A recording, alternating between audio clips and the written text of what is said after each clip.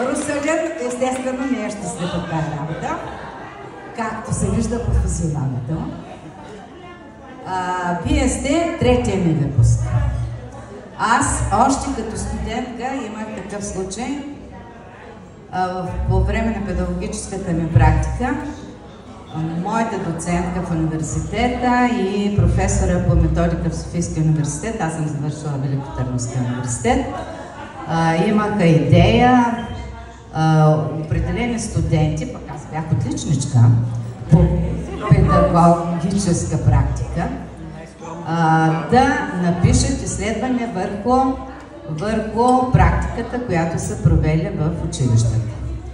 И тогава, нали, моята тема, това, което мен ме вълнуваше, като бъдещ учител и после като учител, е възпитаване на критическо мислене. И тогава, нали, не стана това изследване да се напише по време на практиката, но аз продължих. Първия ми выпуск бяха 71-и набор, втория ми выпуск бяха 74-ти набор и третия ми выпуск сте вие.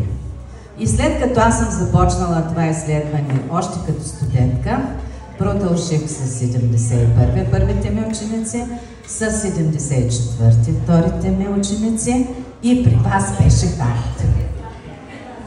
Там вече всичко, до което бях стигнала на макс. И за това терор от всякъде. Наблюдавайте само физиономията на Русалин. Да, на Градимир не. Градимир беше толкова напред, че за Търновската конституция написа стихотворение. Да, така че нямаше средно положение. Доволни, недоволни, щастливи, нещастни, просто в максимална степен се стремях, това ми беше целта, това ми беше изследването, да видя дали може да научиш всеки да мисли. Трябва да ви кажа, че се провалих в изследването си. Да, установих, че колкото и да се мъчиш, каквито и методи да прилагаш, както и да се стремиш, ако... Къде е приказка? Ако... няма връзка между двете полукълба, трудно се получава. Но ето тук така да ви се извиня за това, че много ви тормозех. Това беше целта. Това беше целта. Бабазва каза, че 30 години чака извинение.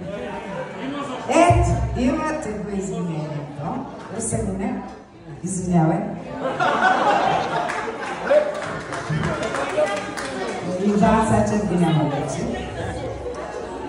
Но извинявайте. В общи линии е загубена кауза, да ви кажа, да възпитаваш мисленик. И виждате действителността в България и по света, в някаква степен го доказва, че е доста загубена кауза да възпитаваш мислене. Но мисля, че с вас се справихме. Какво ще кажете по въпроса? Справихте ли се? Затова и вашия выпуск толкова много ви обича и няма човек, който да отида на среща и да не знам кой е. По тази причина. Пълен тормоз. Всеки един. Максимална степен. Затова във вашия выпуск няма човек, който да не знае кой е. И винаги съм ви обичала и така ще бъде докато ме има. Хубаво вече!